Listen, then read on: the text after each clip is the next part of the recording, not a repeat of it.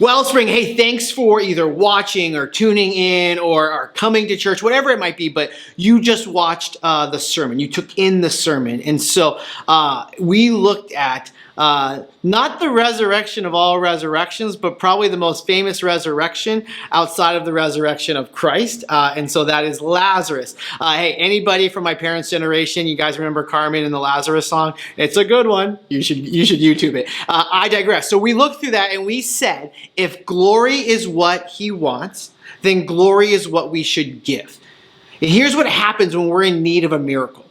Our minds, our bodies get fixated on the mountain, get fixated on the hurdle that is in front of us to the point where we get lost and paralyzed in just taking a step.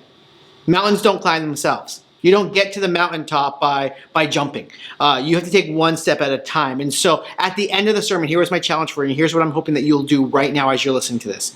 Would you just pause and say, what's the next step I need to take? There's something in front of me that's against all odds, to use that language. I need to take a step.